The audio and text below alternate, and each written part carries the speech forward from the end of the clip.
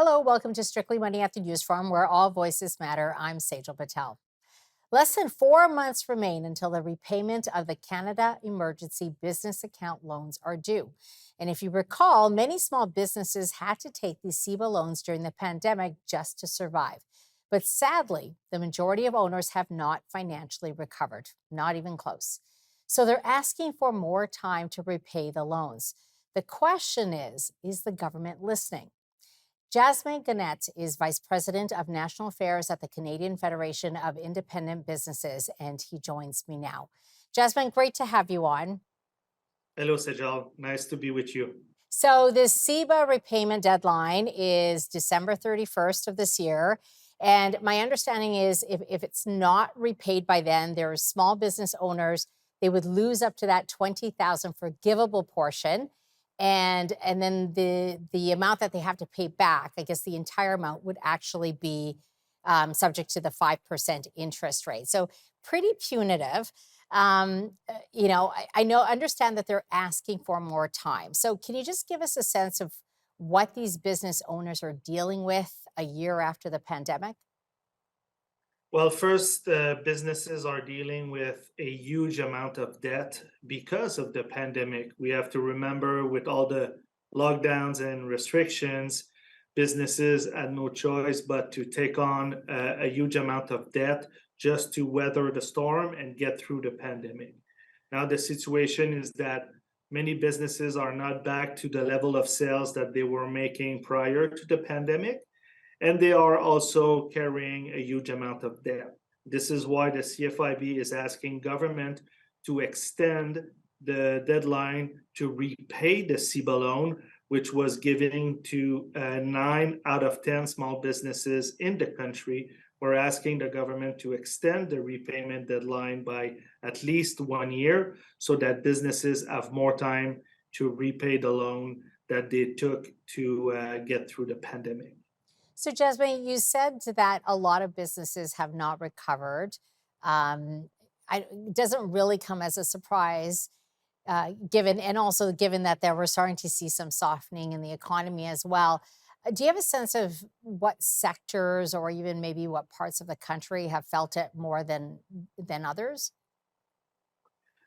Some sectors suffered more than others because of the pandemic. Yeah. If we look at, for example, the hospitality sector, the tourism sector, our restaurants, our bed and breakfast, those businesses that relied on tourism and visitors, businesses that rely on vibrant downtown with a lot of foot traffic, the dry cleaner, where that type of businesses in our downtown core, personal services, take for example the gym and the hairdresser.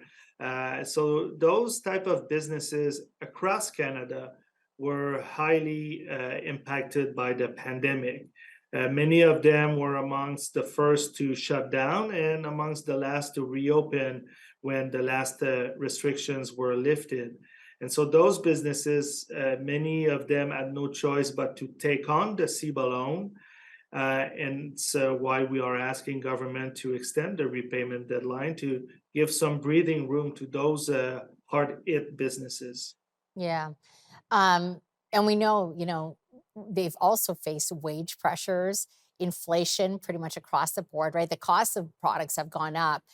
I think what people also have to remember that for small businesses, they don't necessarily have the capacity to absorb these costs the way, say, big conglomerates do, because big conglomerates typically have more wiggle room and they have more pricing power. Yeah, you're absolutely right.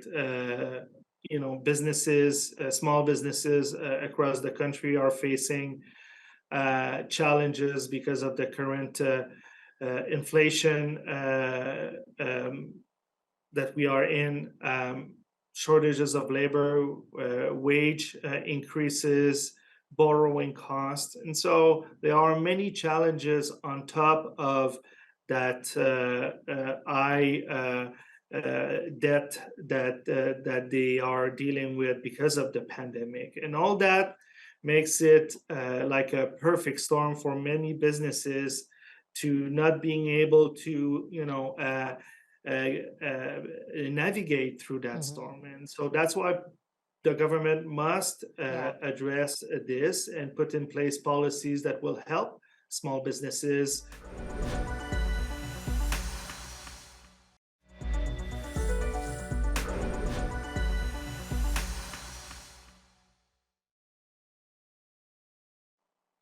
Welcome back. Jasmine, there are outside factors, if you will, the weakening economy, inflation. I mean, this was part of a consequence of the pandemic. But then there are things that were somewhat deliberate policies, right, that impact businesses. So we saw an increase in the surtax, increase in CPP premiums. Can you give us a sense of how much that's impacted small businesses? Yeah, I mean, payroll taxes, for example, CPP have increased every year for the past 5 years. Although we were in the pandemic and businesses were struggling, CPP continued to increase. That has had a huge impact on small businesses. The carbon tax have continued to increase every year since introduced. It's also impacting small businesses' bottom line.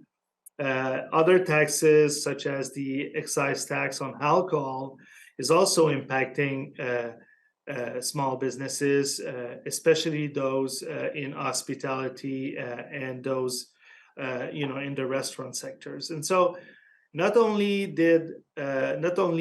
many small businesses were impacted by the effect of the pandemic, but also all those taxes that add up to the cost of doing business. And in the last couple of years, that cost of doing business have increased tremendously, and government should address that by lowering the small business tax rate, by lowering payroll taxes. These would be a very welcome measure by small business owners throughout Canada. I know a lot of people were vocal, though. A lot of organizations were vocal saying, this is not the time to be raising these taxes. So, what's their rationale? Like, why do they do it anyway? Well, I believe they felt that maybe with the programs that they have introduced during the pandemic to support small businesses, that it may have been enough to support the small business community. But on the other hand, increasing those taxes in a very challenging time proved to be harmful for many small business across the country. And so I believe that moving forward, and maybe the fall economic statement would provide that opportunity for the government.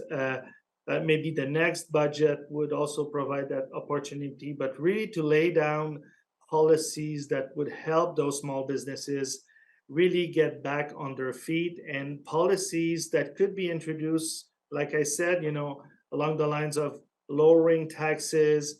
It gives some additional breathing room for those business owners to help them hire, expand, and do what they do best, is to be creative and grow their business. But unfortunately, the last couple of years have been very challenging. Yeah, it's I feel like there's this predicament, right? Like when you look at Toronto, they have huge deficits and they have to plug it and they're looking at, raising taxes again to do that. At the same time, Jasmine, we know historically that you don't tax your way to growth. The way to do that is really to foster innovation and foster entrepreneurship, but maybe that takes patience. I don't know. Do you have thoughts on that?